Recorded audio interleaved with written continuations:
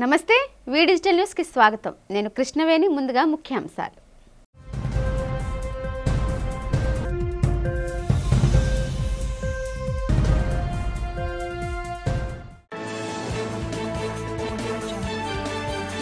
నీతి ఆయోగ్ నివేదికను power point presentation ద్వారా మీడియాకు వివరించిన ముఖ్యమంత్రి చంద్రబాబు రాష్ట్రంలో సంపద సృష్టిస్తేనే అభివృద్ధి సాధ్యపడుతుందని వెల్లడి.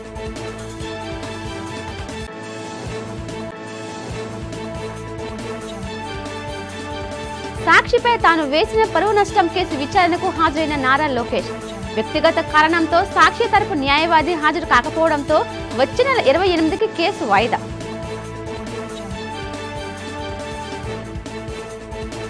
నగరంలో ఘనంగా జరిగిన పర్యాటక పెట్టుబడిదారుల ప్రాంతీయ సదస్సు. పర్యాటక రంగంలో పెట్టుబడులు పెట్టేందుకు పలు సంస్థలు ముందుకు రావడంపై హర్షం వ్యక్తం చేసిన మంత్రి కందుల దుర్గేష్.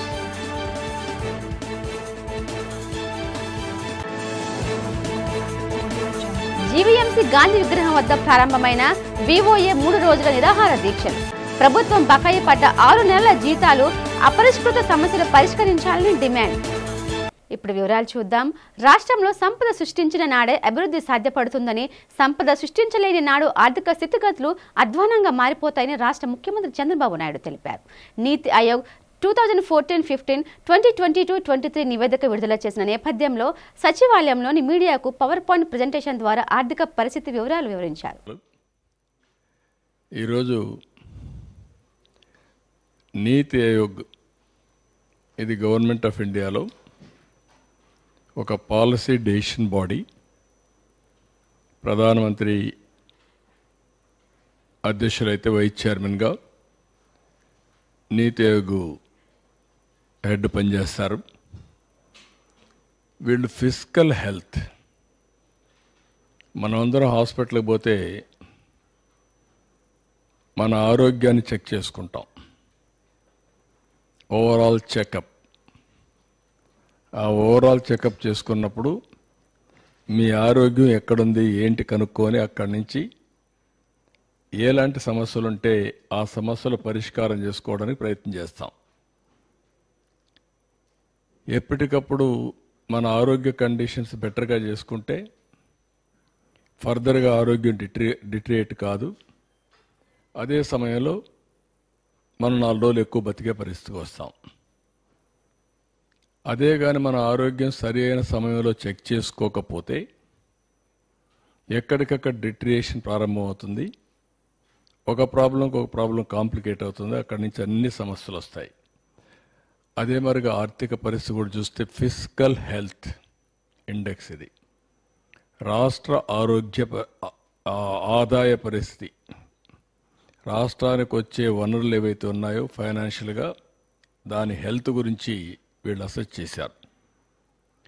చాలా మంచి పని చేశారు. ఫస్ట్ టైం ఇది చేయాల్సిన అవసరం ఉంది. ఎప్పటికప్పుడు 30 ఏళ్ళైంది మనకు ఆర్థిక సంస్కరణలు వచ్చి. ఎన్డీఏ ప్రభుత్వ 7 నెలల పాలనలో 6.63 లక్షల కోట్ల పెట్టుబడులు రాష్ట్రానికి వచ్చాయని రాష్ట్ర విద్యాశాఖ మంత్రి నారా లోకేష్ తెలిపారు. ఫలితంగా లక్షలాది మంది ఉపాధి అవకాశాలు వస్తాయన్నారు. రాబోయే రోజుల్లో విశాఖలో 5 లక్షల మందికి ఐటీ ఉద్యోగులు రావడం తథ్యమన్నారు. నగరంలో ఆయన మీడియాతో మాట్లాడారు. విశాఖ ఉక్కు ప్రైవేటీకరణ జరగనివ్వబోమని హామీకి కట్టుబడి ఉన్నామని పునరుద్ఘాటించారు. చట్టాన్ని ఉల్లంఘించిన వారిని ఎవరిని వదిలిపెట్టేది ప్రసక్తే లేదని నారా లోకేష్ హెచ్చరించారు. ప్రతి ఒక్కరూ చట్టానికి లోబడి ఉండాలన్నారు.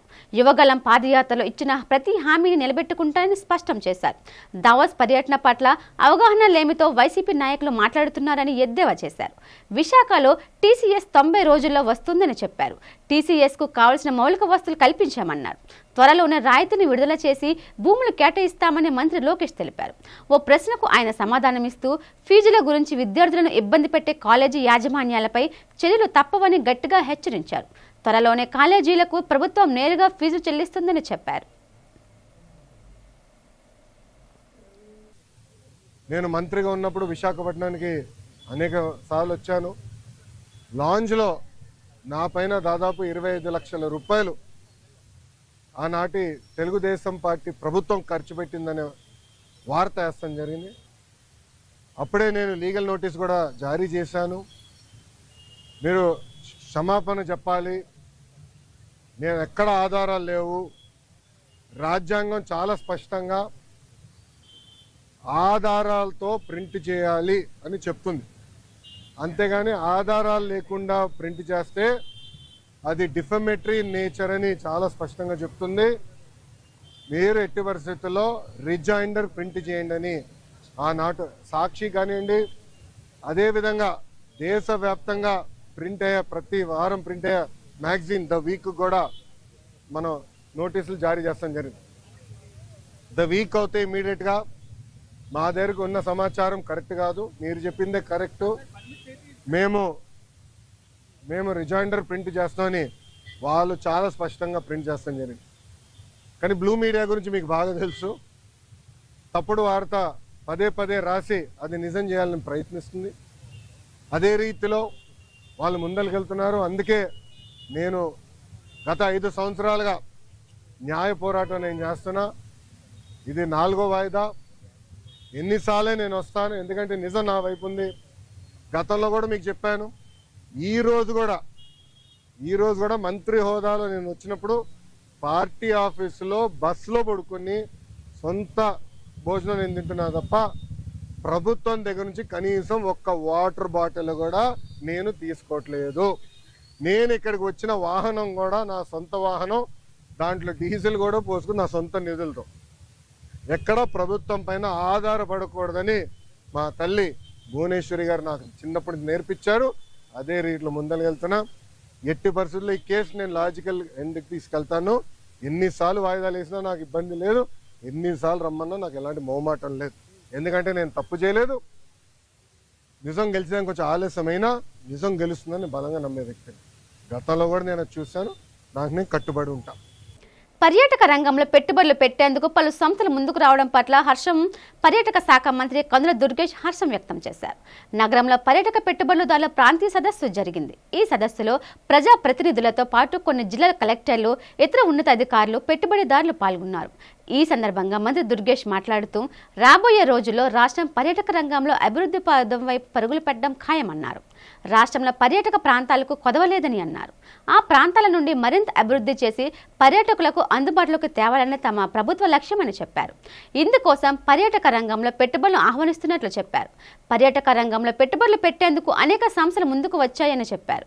రాష్ట్ర శాసనసభ స్పీకర్ చింతకాయల అయ్యన్నపాత్రుడు మాట్లాడుతూ ముఖ్యమంత్రి చంద్రబాబు నాయుడు రాష్ట్రంలో టూరిజం అభివృద్ధికి పెద్దపీట వేశారని అన్నారు. పర్యాటక రంగం అభివృద్ధి చెందితే ఆదాయంతో పాటు స్థానిక యువకులకు ఉపాధి అవకాశాలు మెరుగుపడతాయన్నారు. ఈ సదస్సులో ప్రభుత్వ ప్రత్యేక కార్యదర్శి అజయ్ జైన్, పర్యాటక శాఖ MD Amrapali, tourism corporation chairman Balaji, ఉమ్మడి విశాఖ జిల్లా కలెక్టర్లు, పలువురు ఉన్నతాధికారులు, ఎమ్మెల్యేలు పాల్గొన్నారు. చాలా విషయాల కలెక్టర్స్ అందరూ కూడా వివిధ జిల్లాల్లో ఉన్నటువంటి అన్ని అంశాలని కూడా తెలియజెప్పారు. ఇక ముఖ్యంగా నేను చెప్పదలుచుకున్నది, ఒక అందమైనటువంటి ప్రకృతి సౌందర్యం ఒక పక్కన, అద్భుతమైనటువంటి అటవీ సంపద మరో పక్కన, చాలా సుదీర్ఘమైనటువంటి పొడవుగా ఉన్నటువంటి సముద్ర తీరం మరో పక్కన, ఇలాంటి అద్భుతమైనటువంటి పర్యాటక హితమైనటువంటి అంశాలతోటి నవనవోన్మేష సుందర వదనార విందగా విరాజిల్లుతున్నటువంటి ఉత్తరాంధ్ర ప్రాంతం. ఈ ప్రాంతానికి సంబంధించి ఇక్కడ ఒక ప్రాంతీయ సదస్సును ఏర్పాటు చేసుకోవడం ద్వారా గతంలో స్పీకర్ గారు చెప్పినట్లుగా ఒక 5 సంవత్సరాల పాటు గతి తప్పినటువంటి పర్యాటక రంగాన్ని మళ్ళీ పట్టాలెక్కించడానికి ఏ రకమైనటువంటి ప్రయత్నం ఈ ప్రభుత్వం చేస్తుంది అనేటువంటి మాటను మీకు తెలియజెప్పడం ద్వారా మీరు ఔత్సాహికులు ఎవరైతే ఉన్నారో వారు ముందుకు రావటానికి, తద్వారా ఈ ప్రాంతాన్ని పర్యాటక ప్రాజెక్టుల ద్వారా సుసంపన్నం చేయడానికి మీరు ముందుకు వస్తారనేటువంటి ఆలోచనతో ఈ కార్యక్రమాన్ని ఏర్పాటు చేశాం. స్పీకర్ గారు చెప్పినటువంటి అన్ని మాటల్ని నేను ఏకీభిస్తున్నాను. కానీ మమ్మల్ని మీరు కొంచెం, మేము ఇంకా 6 నెలల పసికోనలం, మా పసికోనల్ని కొంచెం కనికరించండి. తప్పనిసరిగా మీరు కోరుకున్న విధానం ఏదైతే ఉందో ఆ విధానంలో ఈ రాష్ట్రంలో పర్యాటక రంగాన్ని అభివృద్ధి చేయడానికి మేము పూర్తిగా కృషి చేస్తాం. అందులో మొట్టమొదటి మెట్టుగా మీ అందరికీ కూడా మనవి చేస్తున్నాం. ఎంతో కాలంగా చాలామంది కోరుకుంటున్నటువంటి పర్యాటక రంగాన్ని కూడా పారిశ్రామిక రంగంగా గుర్తించండి. తద్వారా పారిశ్రామిక రంగానికి ఇచ్చేటువంటి రాయితీల్ని మాకు కూడా ఇవ్వండి అనేటువంటి మాట మనం చాలా కాలంగా వింటూ ఉన్నాం. ఇప్పుడు స్పీకర్ గారు చెప్పిన విధంగానే అందులో మార్పుకి తొలిమెట్టుగా ఈ మధ్య కాలంలోనే ముఖ్యమంత్రి గారు పర్యాటక రంగం పట్ల ప్రత్యేకమైనటువంటి అభినవేశం ఉన్నటువంటి ముఖ్యమంత్రి గారు అదేవిధంగా ఉత్తరాంధ్ర ప్రజల అభివృద్ధి సంక్షేమానికి కుటుంబ ప్రభుత్వం చేస్తున్న మంచిని ఇంటింటికి వెళ్లి నేతలు వివరించాలని విద్యా ఐటీ శాఖల మంత్రి నారా లోకేష్ పేర్కొన్నారు. విశాఖ తెలుగుదేశం పార్టీ కార్యాలయంలో అందుబాటులో ఉన్న ఉత్తరాంధ్ర ప్రజా ప్రతినిధులు నాయకులతో లోకేష్ సమావేశమయ్యారు. పార్టీ బలోపేతానికి తీసుకోవాల్సిన చర్యలతో పాటు సంస్థాగత అంశాలపై దాదాపు 2.5 గంటల పాటు చర్చించారు. ఈ సందర్భంగా మంత్రి లోకేష్ మాట్లాడుతూ క్లస్టర్, యూనిట్, బూత్ కమిటీలను బలోపేతం చేయడంపై నేతలు దృష్టి సారించాలన్నారు. 1 కోటికి పైగా సభ్యత్వ నమోదుతో తెలుగుదేశం పార్టీ చరిత్ర సృష్టించిందని, కార్యకర్తలకు అన్ని విధాల అండగా నిలవాలని సూచించారు. పార్టీ సుప్రీం పార్టీ వల్లే ఈ స్థాయిలో ఉన్నామని నాయకులు గుర్తుంచుకోవాలని చెప్పారు. పార్టీ వల్ల నేను యువగలం పాదయాత్ర చేయగలిగానని, ఏపీ అభివృద్ధికి ప్రధాని మోదీ సహకరిస్తున్నారని చెప్పారు. ఎన్డీఏ ప్రభుత్వ సంక్షేమ అభివృద్ధి కార్యక్రమాలకు ప్రజలకు వివరించాలని సూచించారు. ఈ కార్యక్రమంలో పార్టీ రాష్ట్ర అధ్యక్షుడు పల్లా శ్రీనివాస్తో పాటు విశాఖ ఎంపీ శ్రీ భరత్, ఉత్తరాంధ్ర జిల్లాల ప్రజా ప్రతినిధులు, నాయకులు పాల్గొన్నారు. యువతకు, విద్యార్థులకు ఎన్నికల ముందు ఇచ్చిన హామీలను నెరవేర్చాల్సిన బాధ్యత రాష్ట్ర ప్రభుత్వంపై ఉందని అఖిల భారతీయ విద్యా పరిషత్ రాష్ట్ర కార్యదర్శి యాగంటి వెంకటగోపి అన్నారు. నగరంలోని విజేఎఫ్ ప్రెస్ క్లబ్లో జరిగిన మీడియా సమావేశంలో ఆయన మాట్లాడుతూ ఎన్నికల్లో ఇచ్చిన హామీలను రాష్ట్రంలోని కుటుంబ ప్రభుత్వం నెరవేర్చాలని డిమాండ్ చేశారు. తల్లికి వందనం పేరుతో ఇంట్లో ఉన్న ప్రతి విద్యార్థికి 15,000 రూపాయలు ఇస్తామన్న హామీలు అమలు చేయాలన్నారు. ప్రతి ఏడాది డిఎస్సి నిర్వహించి ఖాళీగా ఉన్న ఉపాధ్యాయ పోస్టులను భర్తీ చేసి విద్యారంగాన్ని బలోపేతం చేయాలని ప్రభుత్వాన్ని కోరారు. రాష్ట్రంలో ప్రాథమిక విద్య నుండి పీజీ విద్య వరకు సంస్కరణలు తీసుకొచ్చి విద్యార్థులకు మెరుగైన విద్యను అందించాలని ప్రభుత్వాన్ని డిమాండ్ చేశారు. మారుతున్న కాలానుగుణంగా విద్యా వ్యవస్థలో మార్పులు జరగాల్సిన అవసరం ఉందని అభిప్రాయపడ్డారు. కేవలం విద్యార్థులను పుస్తకాలకే పరిమితం చేయకుండా వారిని వివిధ రంగాల్లో రాణించేందుకు అవసరమైన శిక్షణను మరింత మెరుగుపరచాలని కోరారు. అఖిల భారతీయ విద్యార్థి పరిషత్ 43వ రాష్ట్ర మహాసభలు అంగరంగ వైభవంగా విశాఖపట్నంలోని ఏయూ గ్రౌండ్స్లో జరుపుకోవడం జరిగింది.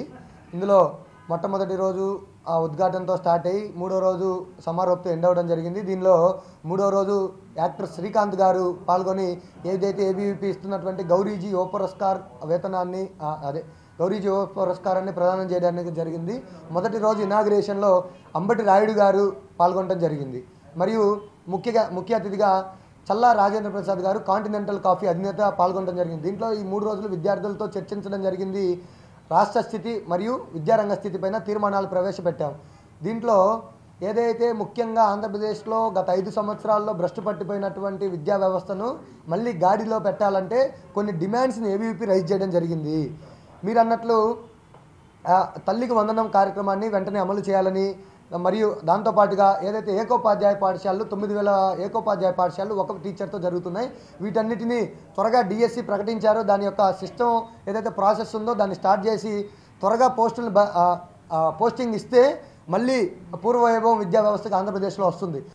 ప్రపంచ ప్రసిద్ధిగాంచిన అనేక సంస్థల్లో రాష్ట్రంలో పెట్టుబడులు పెట్టేందుకు మొగ్గు చూపుతున్నాయని టీడీపీ రాష్ట్ర అధ్యక్షులు పల్లా శ్రీనివాస్ తెలిపారు. గత ప్రభుత్వం నిర్వాహకం వల్ల ఎన్నో సంస్థలు పెట్టుబడులు పెట్టేందుకు భయపడ్డాయన్నారు. కూటమి ప్రభుత్వం అధికారంలోకి రావడంతో చంద్రబాబు పాలనలో పెట్టుబడులు పెట్టేందుకు పారిశ్రామికవేత్తలు ముందుకు వస్తున్నారని తెలిపారు. నగరంలోని జిల్లా టీడీపీ కార్యాలయంలో జరిగిన మీడియా సమావేశంలో విశాఖ లోక్సభ సభ్యుడు ఎంపీ శ్రీ భరత్ కలిసి మాట్లాడారు. ఈ సందర్భంగా పల్లా శ్రీనివాసరావు, శ్రీ భరత్లు మాట్లాడుతూ ముఖ్యమంత్రి చంద్రబాబు నేతృత్వంలో జరిగిన దావోస్ పర్యటన విజయవంతమైందని అన్నారు. రాబోయే రోజుల్లో రాష్ట్రానికి అనేక సంస్థలు రాబోతున్నాయని చెప్పారు. దీని వలన ఎందరికీ నిరుద్యోగులకు ఉపాధి అవకాశాలు లభిస్తాయన్నారు. విశాఖ స్టీల్ ప్లాంట్ను ఎట్టి పరిస్థితుల్లోనూ ప్రైవేటీకరణ జరగకుండా కాపాడుతామని భరోసా ఇచ్చారు.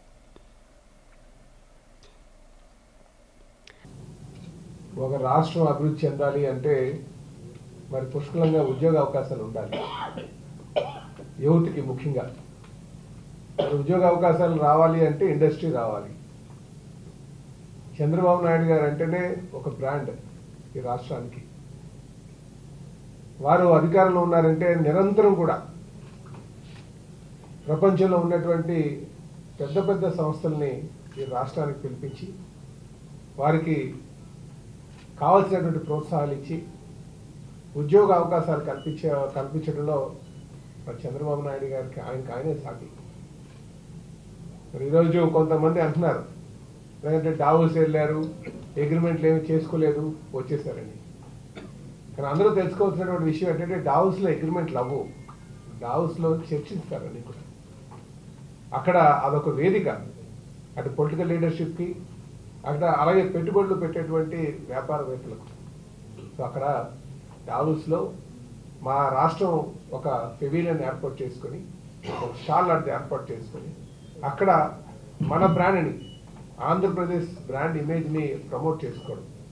ఆ ప్రమోట్ చేసుకోవడంలో ముఖ్యమంత్రి గారి పాత్ర చాలా ఉంటుంది. ఆ రోజు ప్రజాప్రతినిధులు ఎవరున్నారు, రాష్ట్రానికి ఎవరు ముఖ్యమంత్రిగా ఉన్నారు, వారి యొక్క ప్రజెంటేషన్ చాలా ఇంపార్టెంట్.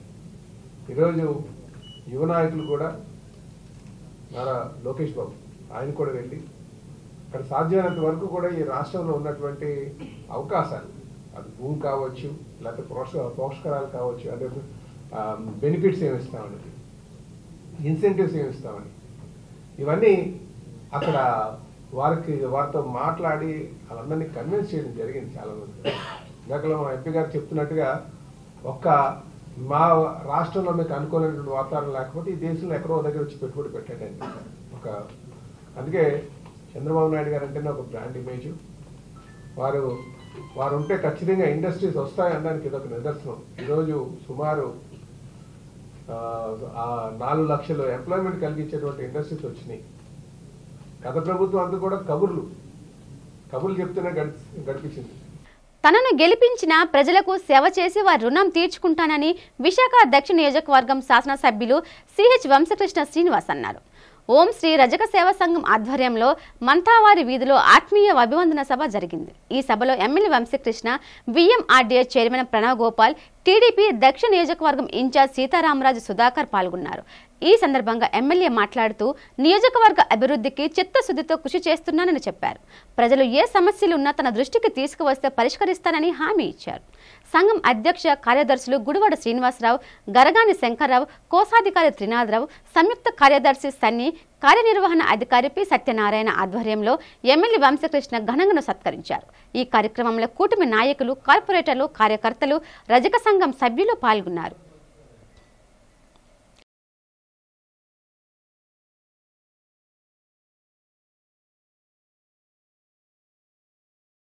మీరు మాట ఇచ్చినట్టుగా వన్ సైడ్ గా ఓట్లు వేశారు. దేశంలో రాష్ట్రంలో 5 చెప్పారు కాబట్టి ఇంకా మాటలు లేదు. మీ రుణం తీర్చుకోవడమే ఇప్పుడే మా సుధాకర్ గారు చెప్పినట్టుగా మీ పని చేశారు. మా పని ఉంది కాబట్టి మా పని కూడా ఇచ్చిన ప్రతి మాట కూడా నిలబెట్టుకున్నాం. ఇప్పుడే మా సుధాకర్ గారు చెప్పారు దాని గురించి. అది 2 ఫ్లోర్లు అయితే 2, 3 అయితే 3 ఏం కావాలంటే చేసేస్తాం.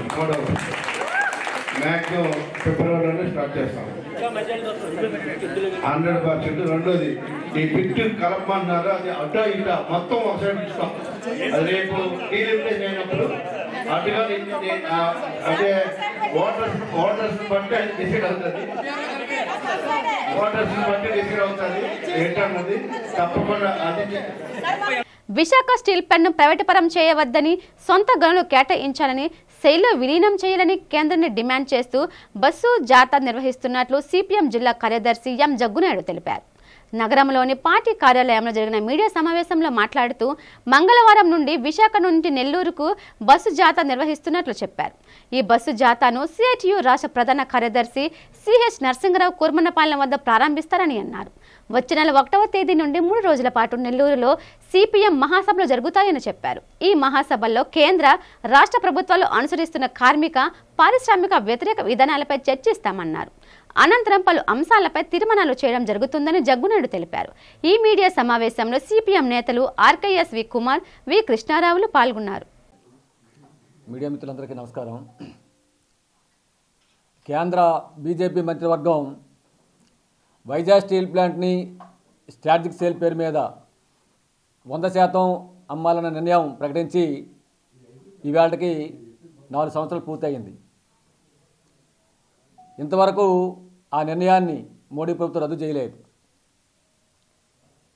స్టీల్ ప్లాంట్ని లాభాల బాట పట్టిస్తాం, స్టీల్ ప్లాంట్ అమ్మకం అయిపోయిందని చెప్పని కేంద్ర మంత్రులు, రాష్ట్ర ముఖ్యమంత్రి ఉప ముఖ్యమంత్రి మంత్రులు చెప్తున్నారు. కానీ అమ్మే నిర్ణయం ప్రకటించిన కేంద్ర మంత్రివర్గం ఇంతవరకు తన నిర్ణయాన్ని రద్దు చేస్తున్నట్టు ప్రకటించలేదు. దాన్ని రద్దు చేయమని చెప్పి డిమాండ్ చేస్తున్నాం. స్టీల్ ప్లాంట్ లాభాల బాట పట్టాలంటే దాని సొంత గనులు కేటాయించాలి, అప్పుడే లాభాల బాట పడుతుంది. సొంత గనులు కేటాయించమని డిమాండ్ చేస్తున్నాం. 6 నెలలుగా బకాయి పడిన జీతాలను తక్షణమే చెల్లించాలని ఏపీ వెలుగు వివోఏ ఉద్యోగుల సంఘం విశాఖ జిల్లా కమిటీ నాయకురాలు సత్యవతి డిమాండ్ చేశారు. సంఘం ఆధ్వర్యంలో ప్రభుత్వం తమ సమస్యలు పరిష్కరించాలని డిమాండ్ చేస్తూ జీవీఎంసీ గాంధీ విగ్రహం వద్ద నిరాహార దీక్షను చేపట్టారు. ఈ దీక్షా శిబిరాన్ని ఉద్దేశించి సత్యవతి మాట్లాడుతూ బకాయి పడిన జీతాలు చెల్లించి 3 సంవత్సరాలు కాలపరిమితి సర్క్యులర్ను రద్దు చేయాలని డిమాండ్ చేశారు. ఎంతో కాలంగా వివోఏలు ఎదుర్కొంటున్న సమస్యలు పరిష్కరించాలని ప్రభుత్వాలను కోరినా ఫలితం లేకపోయిందని వాపోయారు. ఇప్పటికైనా రాష్ట్రంలోని కూటమి ప్రభుత్వం తమ సమస్యలు పరిష్కరించాలని కోరారు. రాష్ట్ర వ్యాప్తంగా నిరాహార దీక్షలు వివోఏలు 3 రోజుల పాటు నిర్వహిస్తున్నారని తెలిపారు. తాము చేపట్టే ఆందోళనతో ప్రభుత్వం సానుకూలంగా స్పందిస్తుందని సత్యవతి ఆశాభావం వ్యక్తం చేశారు. ఈ సందర్భంగా ఆందోళనకారులు తమ సమస్యలు ప్రభుత్వం పరిష్కరించాలని నినాదాలు చేశారు. అయితే ఈరోజు రాష్ట్ర వ్యాప్తంగా ప్రతి ఒక్క వివోఏ కూడా 24,000 మంది వివోఏలు ఈరోజు రాష్ట్ర వ్యాప్తంగా ధర్నా చేయడం అనేది జరుగుతుంది. ఈ 3 రోజులు కూడా నిరాహార దీక్ష చేస్తున్నాము. దానికి ఎందుకంటే ఈరోజు మాకు బకాయి వేతనాలు అయితే 4-6 నెలల నుంచి కూడా మాకు వేతనాలు పడలేదండి. గతంలో మాకు 2014లో చంద్రబాబు నాయుడు గారి హయాంలో 3,000 రూపాయలు వేతనం ఇస్తే అది జగన్మోహన్ రెడ్డి గారు వచ్చి 8,000 రూపాయలు చేశారు. గతంలో మాకు పడినా సరే ఇప్పుడు ఈ ప్రభుత్వం వచ్చి కూటమి ప్రభుత్వం వచ్చిన దగ్గర నుంచి మాకు 6 నెలల నుంచి కూడా మాకు వేతనాలు అనేది పడలేదు. మేము ప్రతి ఒక్క వర్క్ కూడా మాకు మా పై సిబ్బందులు అందరూ కూడా మమ్మల్ని మాకు వర్కులు చెప్తున్నారు. ఆన్లైన్ వర్కులే కానివ్వండి, బ్యాంకు లింకేజీలే కానీ, శ్రీనిధి, సిఎఫ్, ఉన్నతి, ఎస్సీ, ఎస్టీ ఫండ్స్ ఇవన్నీ కూడా మేము వర్కులు అయితే మేము చేయవలసి వస్తుంది. కానీ మాకు అనేది జీతాలు ఏమీ లేకుంటే మేము ఫ్రీగా చేయవలసి వస్తుందండి. ఈరోజు మాకు ప్రభుత్వం ఇస్తున్న వేతనాలు కూడా ఈరోజు మాకు చెల్లించలేదు. అలాగే మాకు పని భారం కూడా ఎక్కువగా ఉంది. అలాగే మాకు ఏదైతే కాలపరిమితి సర్క్యులర్ మాకు 3 సంవత్సరాల కాలపరిమితి సర్క్యులర్ ఉందో అది కూడా మేము రద్దు చేయమని చెప్తున్నాం. అది కూడా ఇప్పటి వరకు ఏ ప్రభుత్వం వచ్చినా సరే మాకు 3 సంవత్సరాల కాలపరిమితి రద్దు చేయలేదు. సీతమ్మ దారిలో కూల్చేసిన అభయాంజనేయ స్వామి ఆలయాన్ని పునర్నిర్మాణం చేయాలని విశ్వ హిందూ పరిషత్ బీజేపీ నేతలు డిమాండ్ చేశారు. జీవీఎంసీ అధికారులు ఇటీవల ఆంజనేయ స్వామి ఆలయాన్ని కూల్చేశారు. కూల్చేసిన ఆలయాన్ని పునరుద్ధరించాలని కోరుతూ నేతలు జీవీఎంసీ ప్రధాన కార్యాలయంలో జరిగిన ప్రజా సమస్యల పరిష్కార వేదికలో వినతి పత్రం అందజేశారు. ఈ సందర్భంగా విజయశంకర్ ఫణీంద్ర మాట్లాడుతూ జీవీఎంసీ అధికారులు హిందువుల మనోభావాలు దెబ్బతీసే విధంగా వ్యవహరించారని ఆరోపించారు. సీతమ్మ దారిలో కూల్చేసిన శ్రీ అభయ ఆంజనేయ స్వామి ఆలయాన్ని పునరుద్ధరించేయకుంటే ఆందోళన చేపడతామని హెచ్చరించారు. శ్రీరామనవమి నాటికి ఆలయాన్ని భక్తులకు అందుబాటులోకి తీసుకురావాలని అన్నారు. ఈ విషయంలో అధికారులు నిర్లక్ష్య వైఖరి అనుసరిస్తే సహించేది లేదని వారు హెచ్చరించారు. అందరికీ నమస్కారం అండి. ఏదైతే కొన్ని రోజుల క్రితం సీతమ్మ దారిలో ఉన్నటువంటి అభయ ఆంజనేయ స్వామి యొక్క దేవాలయం, వినాయకుడి దేవాలయానికి ఆనుకున్నటువంటి చాలా ప్రతిష్ఠగల నియమ నిబంధనలతో ఉన్నటువంటి దేవాలయాన్ని ఎవరికీ చెప్పకుండా ఎటువంటి విచక్షణ రహితంగా ఆ యొక్క దేవాలయాన్ని కూలగొట్టడం అనేది చాలా బాధాకరం.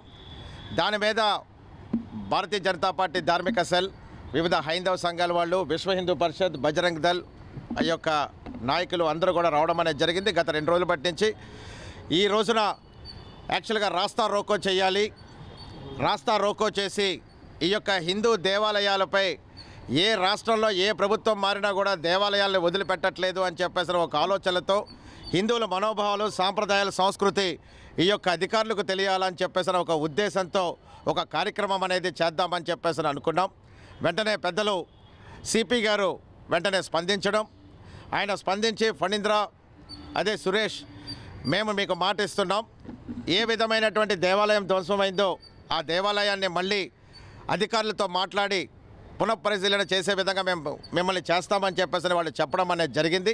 దానిలో భాగంగానే ఏదైతే మేము రాస్తా రోకోనని ప్రస్తుతానికైతే ఆపడం అనేది జరిగింది. కానీ ఏదైతే యొక్క దేవాలయాల్ని ఎక్కడైనా సరే కూడా కూలంకుశంగా జీవీఎంసీ అధికారులు కనుక కుళ్ళగొడుతూ ఉంటే మేము ఒకటే, వివిధ హైందవ సంఘాలు, భారతీయ జనతా పార్టీ ధార్మిక సెల్ వాళ్ళందరం కూడా మేము ఒకటే చెప్తున్నాం, దయచేసి అధికారులు మత విద్వేషాలు రెచ్చగొట్టకండి. శ్రీ పోలమాంబ, శ్రీ దుర్గమాంబ అమ్మవారి పేర్ల పరస మహోత్సవం 37వ వార్డులోని అంగరంగ వైభవంగా జరిగింది. భక్తులు పెద్ద సంఖ్యలో ఆలయానికి తరలివచ్చి అమ్మవారిని దర్శించుకుని పూజలు చేశారు. తమ కోరికలు తీరడంతో భక్తులు అమ్మవారికి మొక్కులు చెల్లించుకున్నారు. 36వ వార్డు వైసీపీ అధ్యక్షులు మూసిపోగు రాజు అమ్మవారిని దర్శించుకుని పూజలు చేశారు. అనంతరం రాజును ఘనంగా సత్కరించారు. వార్డు కార్పొరేటర్ చెన్న జానకిరాం ఆధ్వర్యంలో పరస మహోత్సవం సందర్భంగా పలు సాంస్కృతిక కార్యక్రమాలు ఏర్పాటు చేశారు. ఈ సందర్భంగా చెన్న జానకిరాం మాట్లాడుతూ ఎన్నో ఏళ్లుగా పోలమాంబ దుర్గమాంబ అమ్మవారి జాతర మహోత్సవాన్ని నిర్వహిస్తున్నామని తెలిపారు. ఈ అమ్మవార్లను అనుగ్రహంతోనే ప్రజలందరూ సుఖ సంతోషాలతో ఉన్నారని తెలిపారు. అత్యంత వైభవంగా శ్రీ శ్రీ శ్రీ పోలమాంబ మరియు దుర్గమాంబ అమ్మవారి జాతర మహోత్సవాలు ఆయన ఆధ్వర్యంలో జరగటం మాకు చాలా సంతోషకరమైన విషయం.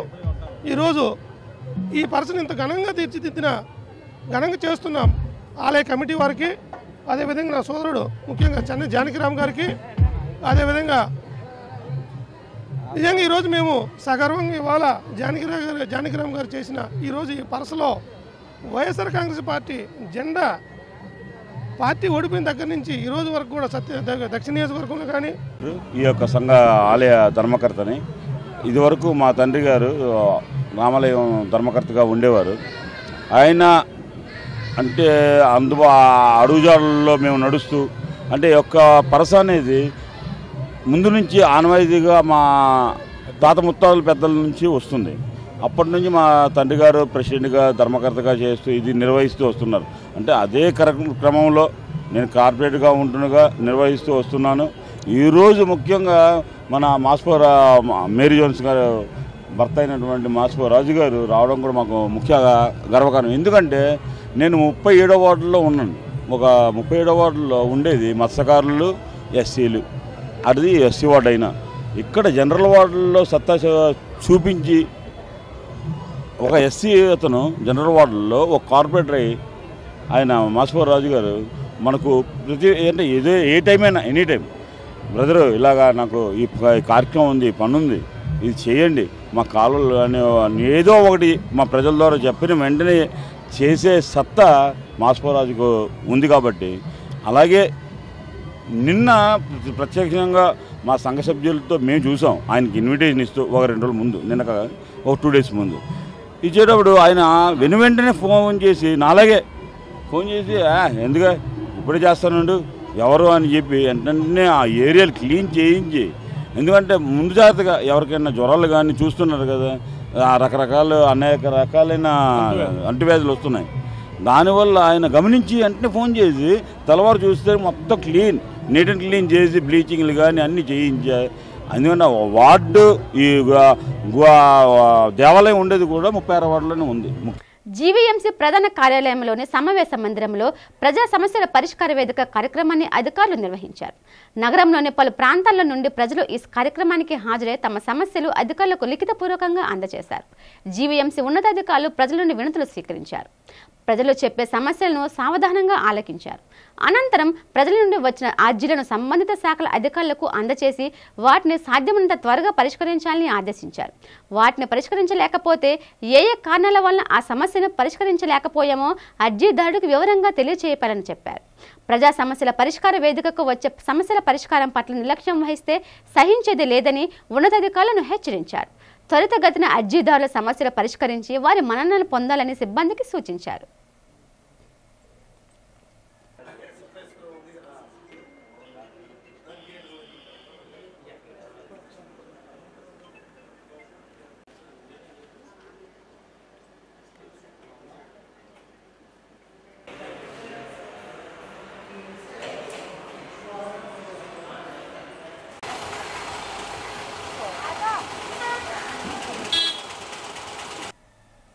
ఉత్తరాంధ్ర ప్రజల ఆరాధ్య దైవం ప్రముఖ పుణ్యక్షేత్రంగా విరాజిల్లుతున్న సింహాచలం శ్రీ వరాహ లక్ష్మీ నరసింహస్వామి వారి నిత్య కళ్యాణం అత్యంత వైభవంగా జరిగింది. అర్జిత సేవల్లో భాగంగా అర్చక స్వాములు ఉత్సవమూర్తిని గోవిందరాజస్వామిని ఉభయ దేవరులతో మండపంలో అధిష్ఠింపచేశారు. నిత్య కళ్యాణంలో పాల్గొన్న భక్తులు గోత్రనామాలతో సంకల్పం చెప్పి పంచరాత్ర గమశాస్త్రం విధానంలో విశ్వకేశ ఆరాధన, పుణ్యవచనాలతో కార్యక్రమానికి శ్రీకారం చుట్టారు. కంకణ ధారణ, నూతన యజ్ఞోపవీత సమర్పణ, జీలకర్ర బెల్లం, మాంగళ్య ధారణ, తలంబ్రాల ప్రక్రియలు కమనీయంగా జరిపించారు. మంత్రపుష్పం, మంగళ శాసనాల తర్వాత భక్తులకు వేదశిరవచనాలు, శేష వస్త్రాలు, స్వామివారి ప్రసాదాలు అందజేశారు. అనంతరం స్వామివారి అంతరాల దర్శనం కల్పించారు.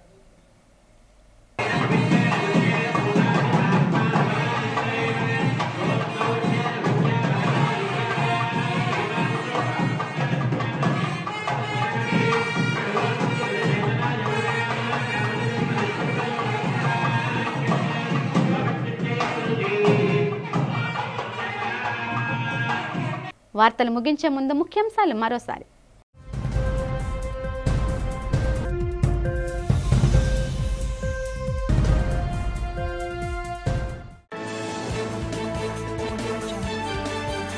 నీతి ఆయోగ్ నివేదికను పవర్ పాయింట్ ప్రెజెంటేషన్ ద్వారా మీడియాకు వివరించిన ముఖ్యమంత్రి చంద్రబాబు. రాష్ట్రంలో సంపద సృష్టిస్తేనే అభివృద్ధి సాధ్యపడుతుందని వెల్లడి.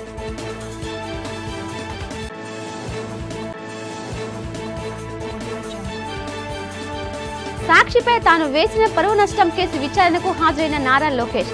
వ్యక్తిగత కారణంతో సాక్షి తరపు న్యాయవాది హాజరు కాకపోవడంతో వచ్చే నెల 28కి కేసు వాయిదా.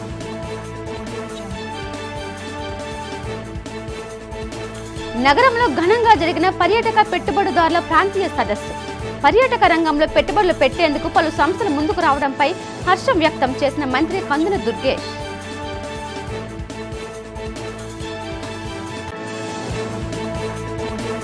జీవీఎంసీ గాంధీ విగ్రహం వద్ద ప్రారంభమైన వివోఏ 3 రోజుల నిరాహార దీక్షలు. ప్రభుత్వం బకాయి పడ్డ 6 నెలల జీతాలు, అపరిష్కృత సమస్యలు పరిష్కరించాలని డిమాండ్. ఈ వార్తలు ఇంతటితో సమాప్తం. చూస్తూ ఉండండి డిజిటల్ న్యూస్. నమస్తే.